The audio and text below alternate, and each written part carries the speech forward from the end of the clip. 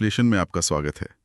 आज हमारे पास एक बहुत ही दिलचस्प केस स्टडी है। नमस्कार। हम जुबैर आलम जी की कुछ मेडिकल रिपोर्ट्स को देखेंगे और ये दिखाती हैं कि कैसे कुछ समस्याएं जो ऊपर से देखने में बिल्कुल अलग अलग लगती हैं, जैसे खून में प्लेटलेट्स की कमी या कमजोरी। हाँ, और किडनी की पथरी, ये सब असल में एक ही कहानी कह रही हैं। बिल्कुल, और ये कहानी एक पहेली जैसी है। हमारा काम आज उस पहेली के टुकड़ों को जोड़कर मतलब पूरी तस्वीर को समझना है। बिल्कुल सही। हमारा मकसद सिर्फ इन रिपोर्ट्स को पढ़ना नहीं है, बल्कि इनके पीछे छिपे पैटर्न को पकड़ना है और फिर एक ऐसा एक्शन प्लान समझना है जो शरीर को अपनी खोई हुई ताकत वापस पाने में मदद करे, वो भी कुदरती तौर पर। तो चलिए शुरू करते हैं। तो सबसे पहले मौजूदा स्थिति को समझते हैं। रिपोर्ट्स में जो सबसे पहली चीज ध्यान खींचती है वो है प्लेटलेट काउंट। वो है 96,000। अब जहां तक मुझे पता है ये सामान्य से काफी कम है ना? हाँ, ये काफी कम है। सामान्य तौर पर ये 1.5 लाख से ऊपर होना चाहिए। और प्लेटलेट्स का काम क्या होता है शरीर में? देखिए, प्लेटलेट्स हमारे खून के वो सिपाही हैं जो चोट लगने पर खून को बहने से रोकते हैं और शरीर की अंदरूनी मरम्मत का काम करते हैं। अच्छा। जब इनकी संख्या कम होती है तो इसका सबसे बड़ा असर शरीर की ऊर्जा पर पड़ता है। एक ऐसी गहरी थकावट महसूस होती है जो नींद लेने से भी नहीं जाती। हाँ, बिल्कुल। और जुबैर जी की सबसे बड़ी शिकायत यही कमजोरी थी।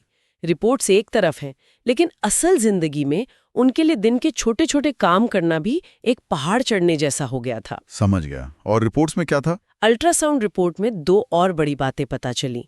एक तो लिवर का साइज थोड़ा बड़ा हुआ है, जिसे माइल्ड हेपेटोमेगैली कहते हैं। ओके। और दूसरा तिल्ली यानी स्प्लीन, उसका साइज भी सामान्य से ज्यादा है। एक मिनट, लिवर और तिल्ली का बढ़ना और प्लेटलेट्स का कम होना, ये कैसे जुड़ा है? ये सुनने में तो शरीर के बिल्कुल अलग अलग हिस्सों की समस्याएं लगती हैं। यही तो ये पहेली दिलचस्प होती है। देखिए, लिवर और तिल्ली हमारे शरीर के सबसे बड़े फिल्टर हैं। ठीक है। जब शरीर में कोई गड़बड़ होती है, कोई इन्फेक्शन या सूजन, तो इन दोनों पर काम का बोझ बढ़ जाता है और वो सूज जाते हैं।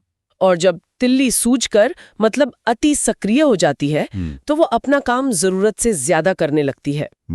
मतलब वो खून से अच्छे भले प्लेटलेट्स को भी पकड़कर नष्ट करना शुरू कर देती है। अरे, तो मतलब शरीर का ही एक अंग जो रक्षा के लिए बना है, वही एक तरह से प्लेटलेट्स का दुश्मन बन जाता है। बिल्कुल।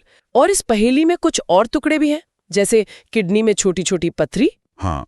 और पेट में बहुत ज्यादा गैस बनने की समस्या। हाँ, और ये सब मिलकर एक ही तरफ इशारा कर रहे हैं। शरीर का अंदरूनी सिस्टम, उसका मेटाबॉलिज्म और पाचन तंत्र फिलहाल दबाव में है, वो ठीक से काम नहीं कर पा रहा है। ये सुनने में बिल्कुल अलग अलग परेशानियां लगती हैं। खून, किडनी, पेट, कोई आम इंसान इन्हें कभी नहीं जोड़ेगा। सही बात है। लेकिन जब आप इन सारी रिपोर्ट्स को एक साथ देखते हैं तो एक छुपी हुई कड़ी सामने आती है ना? एक ऐसी घटना जो इस पूरे डोमिनो इफेक्ट की शुरुआत करती है। बिल्कुल। और वो कड़ी है एक बहुत ही आम सी लगने वाली चीज। वो क्या है? जनवरी में आया एक वायरल बुखार। ज्यादातर लोग सोचते हैं कि बुखार उतरा और बात खत्म हो गई। और यही सबसे बड़ी गलतफहमी है।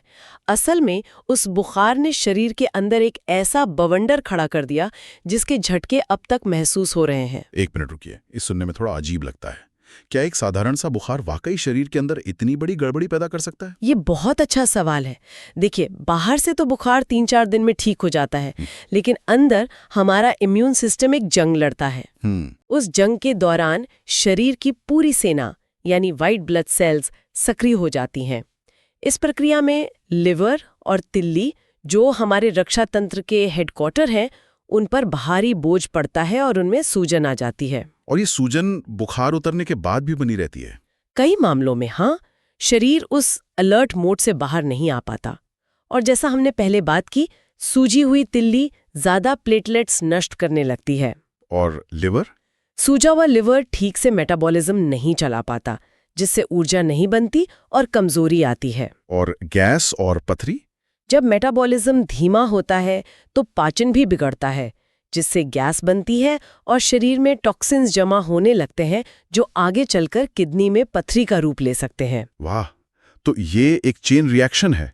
बुखार ने पहला डोमिनो गिराया, जिसने लिवर, तिल्ली को धक्का दिया, उन्होंने प्लेटलेट्स को गिराया और इस पूरी प्रक्रिया ने शरीर की ऊर्जा और पाचन को ठप कर दिया। सही पकड़ा। समस्या अलग अलग नहीं है, समस्या की जड़ एक ही है। शरीर का संतुलन बिगड़ गया है। तो अगर समस्या की जड़ एक है तो इसका मतलब समाधान भी बिखरा हुआ नहीं होना चाहिए। एकदम सही। अगर पूरा सिस्टम ओवरलोड हो गया है तो क्या इसका हल सिस्टम से बोझ हटाने में है? आपने बिल्कुल सही समझा। हमें शरीर को ठीक करने की कोशिश नहीं करनी है, हमें बस वो चीजें हटानी है जो उसे खुद को ठीक करने से रोक रही हैं। अच्छा। सोचिए, जब आपके शरीर को खाना पचाने में कम मेहनत करनी पड़ती है तो वो अपनी बची हुई सारी ऊर्जा अंदर की टूट-फूट और मरम्मत में लगा सकता है। यही हीलिंग का सबसे बड़ा सिद्धांत है। तो इस फिलॉसफी को असल जिंदगी में कैसे उतारें? इसकी शुरुआत कहाँ से होती है? इसकी शुरुआत होती है सुबह उठते ही, शरीर की घड़ी को प्रकृति की घड़ी से मिलाने से। ओके, पहला कदम क्या है? सबसे पहला कदम है उषापान। सुबह उठते ही बिना कुल्ला किए आराम से बैठकर 3 गिलास गुनगुना पानी घूट-घूट करके पीना। इससे क्या होता है? इससे रात भर मुंह में बने फायदेमंद एंजाइम पेट में जाते हैं और पाचन तंत्र की एक तरह से सफाई करते हैं। और इसके बाद? इसके बाद है सुबह 7 से 10 के बीच का समय। इस दौरान 2 काम करने हैं। पहला, ग्राउंडिंग। ग्राउंडिंग मतलब? यानी नंगे पैर करीब 20-40 मिनट घास पर चलना।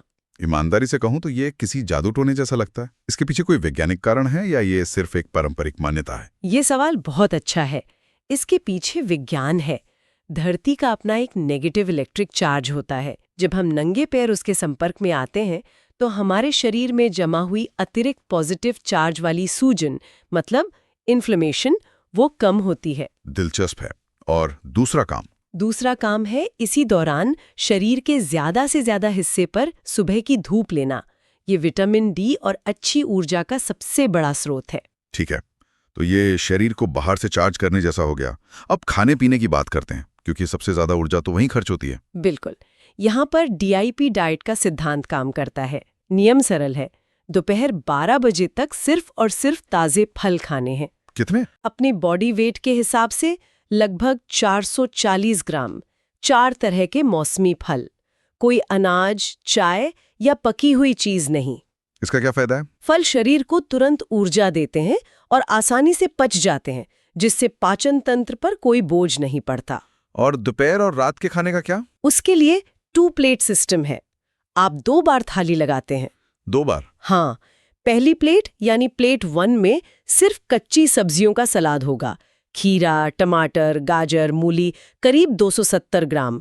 आपको पहले ये प्लेट पूरी खत्म करनी है। अच्छा, यानी खाना शुरू करने से पहले पेट को फाइबर और एंजाइम से भर देना। एकदम।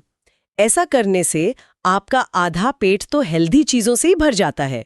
इसके बाद आती है प्लेट 2। उसमें क्या होता है? उसमें आपका सामान्य घर का बना कम तेल नमक वाला शाकाहारी भोजन होता है।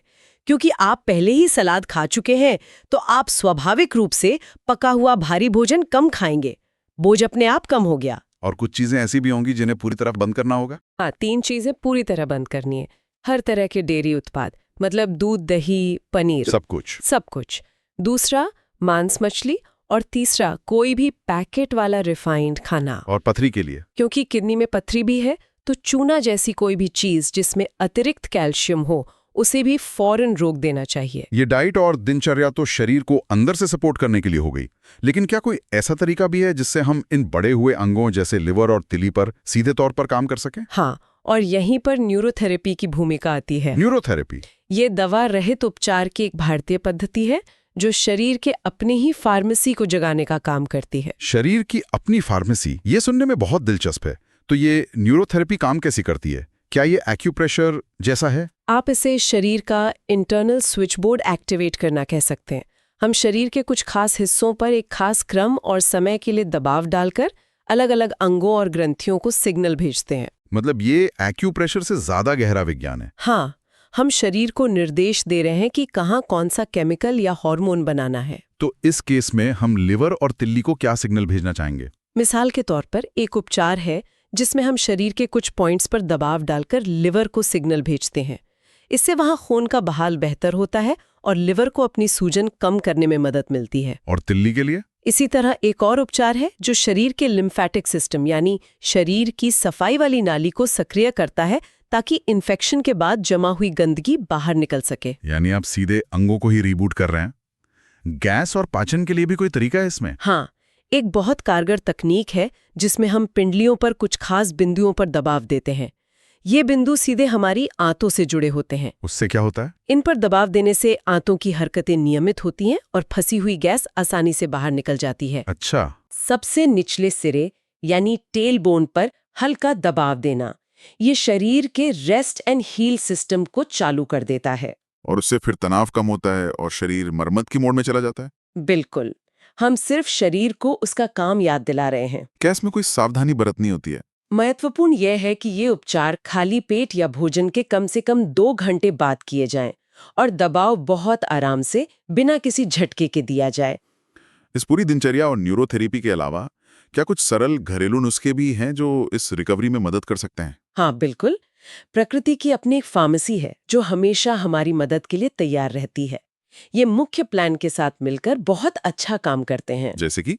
प्लेटलेट्स के लिए मैंने पपीते के पत्तों के रस के बारे में बहुत सुना है। ये बिल्कुल सही है। पपीते के पत्तों में कुछ खास एंजाइम होते हैं जो हमारे बोन मैरो को ज्यादा प्लेटलेट्स बनाने के लिए उत्तेजित करते हैं।